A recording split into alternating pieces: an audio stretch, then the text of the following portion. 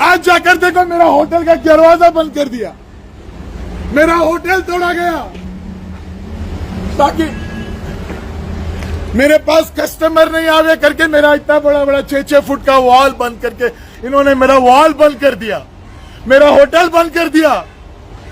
फडणवीस जी, मैं आपसे दरखास्त करता, इतना ही मैं रिक्वेस्ट करता हूं, मेरा कुछ तो सुनो, कुछ तो सुनो। ये आदमी ने मुझे बर्बाद करने की पूरी तान ली है। मेरा गलती सिर्फ इतना ही है कि मैं बीजेपी में कॉर्पोरेटर बन गया। मुझे प्लीज मदद करो फडणवीस जी, प्लीज मदद करो। नमस्कार दर्शकों साथियों, मैं हूं शशि शर्मा, आप देख रहे हैं दबंग खबरें। दर्शकों, आज हम चेन्नई में मौजूद हैं, जो काशी मीरा के हाईवे में पड़ता है, और मेरे पीछे इस तरफ देख रहे हैं, ये बोरीवली बिरयानी है। ये पहले बड़ा ही आलीशान होटल हुआ करता था, लेकिन कल यहाँ पर बहुत ही बड़ा हंगामा हुआ। और हंगामा क्यों बरपा, क्यों इसके मालिक अरविंद शेट्टी को हंगामा करना पड़ा, अपने हक के लिए हंगामा करना पड़ा, और चिल्ला चिल्ला कर इन्होंने अपनी वेदना बताई है कि इनके ऊपर अत्याचार हुआ है। क्या अत्याचार हुआ है, किस तरह की घटना है, और क्यों इनको इस जगह पर खड़े रहकर कपड़े उतार कर चिल्लाना पड़ा, गुहार लगानी पड़ी देवेंद्र फडणवीस से, सीएम एकनाथ शिंदे से, कि मेरे साथ अन्याय हो रहा है और यहाँ के स्थानीय विधायक प्रताप सरनाइक अन्याय कर रहे हैं। आइए जानते हैं इनकी जुबानी क्या कहना चाहेंगे, क्या है माजरा। शशि जी नमस्ते। पहले तो आपको ये शुरुआत आज से 6 साल पहले हुआ, जब मैं पॉलिटिक्स में आया बीजेपी के कार्यकर्ता के रूप में। जब प्रताप सरनाइक जी ने मुझे बुलवाया था कि तुम शिवसेना ज्वाइन करो करके, तो मैंने उनको इनकार कर दिया था इस बात पर। उस इनकार को लेके वो मेरे पे बहुत नाराज थे। वहाँ से वो सबके सामने मुझे गाली देने लगे, गंदी गंदियाँ जो हम सुन भी नहीं सकते और ना मैं बोल सकता हूँ ऑन लाइव। उसके बाद धीरे धीरे उन्होंने मेरे पीछे लग गए, मुझे परेशान करने लगे, मेरा होटल तोड़ने लग गए। मेरा एक वेज रेस्टोरेंट में ओपन करने वाला था मीरा रोड में, उस वेज रेस्टोरेंट के ऊपर उनका नज़र पड़ा, उन्होंने बोला ये वेज रेस्टोरेंट मुझे बेच देना। तो मैंने उन्हें बेचने से इनकार कर दिया वो जगह। तो उन्होंने मुझे उसको लोगों को दिशागुल करके लोगों को बोला कि ये लेडीज़ बार बन रहा है करके, जबकि क्लियर दिख रहा था कि वो वेज रेस्टोरेंट बन रहा है। और उन्होंने उसका पूरा वो वेज रेस्टोरेंट को तोड़ फोड़ करके वो आज तक बंद कर दिया। उसके बाद मेरा बाजू में और एक होटल था हेरिटेज करके, वो भी तोड़ दिया। आज ये फैमिली रेस्टोरेंट है बोरीवली बिरयानी सेंटर। आज ये तोड़ तो दिया, मैंने सोचा कि कभी तो कभी खोलूँगा इसको करके, लेकिन कल 2 दिन पहले जब उन्होंने इलीगली इधर मेरा जो दरवाज़ा ही बंद करने गया, तो मुझे रहा नहीं गया। इसलिए मैं आउट ऑफ कंट्रोल होकर मैंने जो भी आपने देखा कल वीडियो में, ये मैंने किया। मुझे अरविंद जी ये बताइए कि 6 साल पहले आपको उन्होंने भद्दी गालियाँ दी और आपके साथ में अभद्रता की, लेकिन उसकी शिकायत आपने कहीं नहीं की, और आपको कहा कि शिवसेना में आ जाओ। तो आपके पास ऐसा क्या जनाधार था कि आपको उन्होंने कहा शिवसेना में आ जाओ, बीजेपी में मत जाओ। पहली बात तो शशि जी, मैंने कंप्लेन किया था, मैंने अपने ऊपर मेरे राज्य मंत्री जी श्री रविंद्र चौहान जी को उनके पास मेरा रिक्वेस्ट लेके गया था, उनको मेरा प्रॉब्लम बताया था। उन्होंने इमीडिएटली मेरे सामने सीएम साहब को फ़ोन लगाया, जो आज के सीएम है हमारे शिंदे साहब, उनको फ़ोन लगाया। शिंदे साहब ने इमीडिएटली वहाँ से ही कमिश्नर को बताया कि जो सही है वही करो, गलत है वो उसको मत करो, किसी के बोलने पे भी। फिर कमिश्नर ने इमीडिएटली रोक दिया। लेकिन 2 साल पहले जब डोले साहब आए थे, तो डोले साहब उनके पेरोल पे काम कर रहे थे प्रताप सरनाइक जी के। फिर प्रताप सरनाइक जी ने उनके बदौलत जितने लोगों को तकलीफ देना था सबको तकलीफ दे दिया, स्पेशली बीजेपी के कार्यकर्ताओं को, बीजेपी के नगर सेवकों को, बीजेपी के जो एक्स एमएलए को, सबको तकलीफ दे दिया उन्होंने।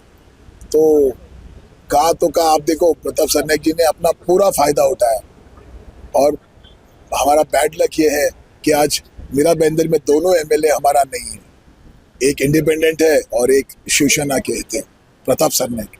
तो हम बस अरविंद जी, महाराष्ट्र में युति सरकार है फडणवीस और एकनाथ शिंदे की और अजित दादा पवार की, तो ऐसा क्यों कह रहे हैं कि हमारा यहाँ पे एमएलए नहीं है? सरकार में तो बीजेपी है। स्टेट में बीजेपी है, मैं नहीं बोलता नहीं हूँ, स्टेट में बीजेपी है, लेकिन हमारे सरकार होते हुए भी हमारी जो दर्द है वो ऊपर तक नहीं पहुंचती है। जब मेरे जैसे नगर सेवकों को वो तकलीफ देने का सोच सकते हैं, तो सोचो कार्यकर्ता का क्या हालत होगा। नजदीक में अभी जब गायकवाड़ साहब ने, जो गायकवाड़ एमएलए जो है अंदर, जो कल्याण डोंबिवली में जिन्होंने फायरिंग किया, आपको क्या लगता है?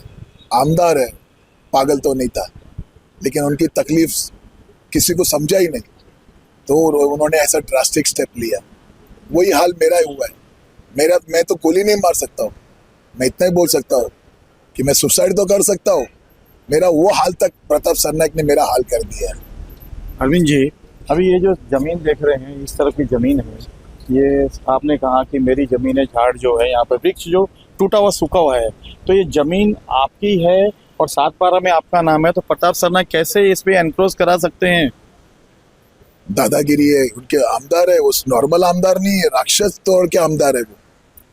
बहुत लोगों को उन्होंने बर्बाद कर दिया है। बस गिने चुने में मराठी बोल के लोगों के ऊपर कंधा पे हाथ रख के घुमा डालते, तो हम महाराष्ट्र लोग फंस जाते हैं। कहीं ऐसा तो नहीं आप दिशा भूल करे? क्योंकि जब भी किसी की ज़मीन होती है तो उससे एमएमआरडीए हो, महानगर पालिका हो, कोई भी प्लान पास होता है तो एनओसी लेने पड़ती है, उसका बाकायदा आपको मुबदला मिलता है। तो ऐसा कहीं पेपर में आपके साथ में करारनामा हुआ है? ऐसे कुछ करारनामा नहीं हुआ, ना कुछ एक्वायर हुआ, लैंड एक्वायर हुआ। ये मेरा होटल 20-15 साल से ये मेरा रेस्टोरेंट है, फैमिली रेस्टोरेंट है। उन्होंने बोला कि रोड के लिए मुझे जगह चाहिए, नगर पालिका है, वहाँ के मशीनरी, गवर्नमेंट मशीनरी लाकर मेरा ज़बरदस्ती मुझे रोड चाहिए बोलकर मेरा रोड, उन्होंने मेरा कंपाउंड तोड़ दिया, मेरा एंट्रेंस तोड़ दिया और अंदर ले लिया। उसके बाद जब उनको समझ में आया इसका कंपाउंड तो टूट चुका है, अब मैं इस जगह का क्या करूँ, तो उन्होंने यहाँ गार्डन बनाने का सोचा। अब इधर गार्डन बनाओ, तो गार्डन, मैंने कहा बोला गार्डन मत बनाओ, तो गार्डन तो बना नहीं पा रहे, तो उन्होंने 6 फुट का आरसीसी का वॉल बना के, बीजेपी नगर सेवक है, इसकी कैसे बजाए, वैसे भी तो मेरे पीछे लगे ही थे वो, तो उन्होंने सीधा 6 फुट का कंपाउंड लेकर मेरा दरवाजा ही बंद कर दिया। कल यहाँ पे पुलिस प्रशासन भी था, तो पुलिस प्रशासन ने क्या सहायता की आपकी और क्या कहा? क्योंकि ये मामला तो ठेकेदार पे भी बनता है। अगर आपसे आपकी ज़मीन एक्वायर नहीं की है, जबरन आपकी ज़मीन पे कब्जा किया है, तो पुलिस का क्या रोल रहा? पुलिस ने पेपर मांगा है, मुझे तो इमीडिएटली मुझे वहाँ बुलवाकर, मेरे पार्टनर को बुलाकर पेपर सब मंगवा लिया, लेकिन उनका पेपर अभी तक जमा नहीं हुआ। मुझे डर ये भी है कि वो पेपर भी चेंज हो जाएगा, जबकि इनका जो उन्होंने जो पेपर दिया था उसमें 19.7 मीटर वो कंपाउंड बांध सकते हैं, लेकिन अब यहाँ जगह पर 40 मीटर का कंपाउंड बन चुका है और उनको 20 मीटर और चाहिए, जबकि अलाउड है सिर्फ 19.7 मीटर का कंपाउंड एक्स्ट्रा। एक आमदार है, वो भी शिवसेना के आमदार है, कुछ भी कर सकते हैं, कौन पूछेगा उनको, कौन उनको रोक सकता है? क्या कहना चाहते हैं जनता को? जनता को मैं एक ही बोलूंगा, भले कुछ भी हो, भले, लेकिन मीरा भाईंदर में उनको फिर से मत लाओ प्रताप सरनाइक को। प्रताप सरनाइक ने गद्दारी की है, हमसे मिलकर हमारे बीजेपी के आमदार को हराया उन्होंने, और खुद जीतकर अब वो दादागिरी करके पूरे मीरा भाईंदर पे राज करना चाहते हैं। देखिए किस तरह से अरविंद शेट्टी जी ने प्रकाश डाला है और कहा है कि मेरी ज़मीन इतनी थी, मेरी ज़मीन बिना एक्वायर किए हुए इन्होंने जबरन कब्जा करवा दिया। लेकिन ये तो एमएमआरडीए की भी गलती है, उनके ठेकेदारों की गलती है कि जब ये ज़मीन एक्वायर ही नहीं हुई, ना ही ज़मीन मालिक ने एनओसी दिया है, तो फिर एमएमआरडीए जबरन ये दीवार क्यों बना रही थी और ये इस तरह का ये गार्डन क्यों बनाया जा रहा है? और ये गार्डन छोटा सा गार्डन है जो तकरीबन 1000 फुट भी नहीं होगा, तो 1000 फुट के अंदर का गार्डन क्यों बनाया जा रहा है? अब ये इसका जवाब तो प्रताप सरनाइक ही दे सकते हैं। जिस तरीके से इन्होंने प्रताप सरनाइक पे आरोप लगाए हैं, अब वो आरोप कितने सही हैं ये प्रताप सरनाइक ही बता सकते हैं। लेकिन पेपर वर्क के बारे में इनके जो पार्टनर हैं संतोष पुत्रन, उनसे भी जानते हैं कि वो क्या कहना चाहेंगे, क्योंकि पुलिस स्टेशन में उन्होंने पेपर जमा कराए थे और पुलिस ने उनसे क्या कहा। ये जो रेस्टोरेंट है ये हमने 2006 में ली थी, और जब 2006 में ली थी उसके पहले भी यहाँ पे एक कारखाने का इंडस्ट्रियल स्ट्रक्चर यहाँ पे मौजूद था। ये जो जगह आप अभी देख रहे हैं वहाँ पे हमारी कंपाउंड वॉल है, ये कंपाउंड वॉल से सटीक कर वो जो पेड़ है वहाँ तक हमारा ये प्रॉपर्टी था। तो म्यूनसिपालिटी ने उस वक्त बोला कि यहाँ पे जो पहले का जो डीपी था वो डीपी में ये सिर्फ 10 मीटर रोड था, फिर सरनाइक साहब ने इसको 18 मीटर का रोड घोषित करवा दिया महासभा की तरफ से।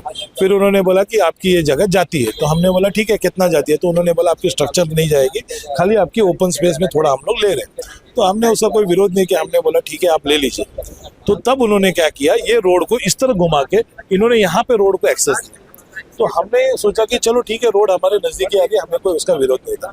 तो जैसे ही उन्होंने ये लाके रखा, फिर उन्होंने एक दिन सडनली यहाँ से कंपाउंड वॉल बनाना शुरू। तो जब हमने इनको पूछा कि ये आप क्यों बना रहे, तो उन्होंने बोला कि यहाँ पे जितना जो बीच का जो गैप है उसमें हम एक आइलैंड क्रिएट कर रहे हैं। तो हमने बोला ठीक है आप आइलैंड भी अपना क्रिएट कर लो, हमें कोई इसमें इश्यू नहीं। लेकिन वो आइलैंड को नाम पे उन्होंने लाके इसको खड़ा कर दिया, इसका दीवार यहाँ तक। अभी ये कौन सा नियम है कि आप किसी का जगह भी ले रहे हो और उसका कंप्लीट एक्सेस ब्लॉक कर रहे हो? और ये कोई आज का होटल है क्या? ये कम से कम आज 2006 से ये होटल खड़ा हुआ है और हम यही एक्सेस यूज करते हैं। और डीपी रोड में एक्सेस नहीं होगा तो क्या हम एक्सेस हाईवे से लेंगे? हाईवे से एक्सेस लिया जाता है क्या? अब ये इनके हमको एमएमआरडी के लोग आके हमको सिखा रहे हैं कि नहीं आपको हाईवे से एक्सेस लेना। हाईवे से कौन सा एक्सेस मिलता है हमें? एक्सेस हमेशा आपको सर्विस रोड से मिलती है या तो डीपी रोड से मिलती है, और किसी का भी आप एक्सेस बंद नहीं कर सकते। और ये तो रनिंग होटल है, खाली इनको क्या है ये तमाशा करके यहाँ तक लेके आ रहे। और मुझे बताइए म्यूनसिपालिटी के अगर काम है या फिर एमएमआरडी का काम है, शिवसेना के लोगों का क्या काम है इधर? वो क्यों आके इधर टेबल कुर्सी लगा के यहाँ पे बैठे थे? कल सारा दिन उन लोग के कम से कम 50-60 कार्यकर्ता और उनके नगर सेवक यहाँ क्यों बैठे थे? किस चीज का प्रेशर बना रहे हैं हमारे पे? खुद प्रताप सरनाइक यहाँ पे आके खड़े होकर बोल रहे कि नहीं यहाँ पे कंपाउंड ले लो। ये क्या तरीका हो गया? जहाँ पे आपको जैसा चीज वैसा काम करोगे क्या? तो जी एमएलए हो या सीएम हो, कोई भी बड़ा नेता हो, लेकिन कानून कानून होता है। पुलिस प्रशासन किस लिए है? क्यों उन्हें शपथ दी जाती, वर्दी पहनाई जाती है? देखिए ये सब है ना, मैं भी मानता हूँ और ये कानून व्यवस्था ये सब अपनी जगह पे सही है, लेकिन जब से ये प्रताप सरनाइक यहाँ पे पिछले 6 साल में चुन के आया है उसके लिए कोई कानून मायने नहीं रखता। वो खुद ही एक कानून बन चुका है इधर, जो ऐसा जो जी में आए वो कर सकता है। अभी यही रोड की आप बात कर रहे हैं ना, ये रोड अगर आपने घोषवारा पत्र पढ़ लीजिए, उधर ये रोड पास हुआ था पाटिल पाड़ा वेलकरी पाड़ा के लिए। पाटिल पाड़ा वेलकरी पाड़ा पे जाके देखिए, जो लोग यहाँ पे 100 साल से रह रहे हैं उनके लिए आज तक कोई सुविधा बना है क्या? लोग उधर आज भी 4-4, 5-5 फुट पानी में तैर के जा रहे हैं, उधर एक मिट्टी तक डाला हुआ है क्या? उसके उलट इधर देखो पूरा रोड आरसीसी बन के पूरा रेडी। किसके प्रॉपर्टी के लिए जा रहा है रोड? चलो आप अपने जो मर्जी है कर लीजिए, सरकार आपकी, सब आपका, पब्लिक का पैसा भी आपका, लेकिन उसका मतलब ये नहीं ना कि आप किसी का रास्ता बंद कर दो सिर्फ अपनी दुश्मनी निकालने के लिए। अब आपका दुश्मनी जो भी है, अभी आप पहले आपने 2.5 साल जब आपकी सरकार थी तभी आपने जितना प्रताड़ित करना था हमको कर चुके हैं, लेकिन ये अभी भी सिलसिला चलते आ रहा है जब आप खुद बीजेपी का दामन चल के चल रहे हो।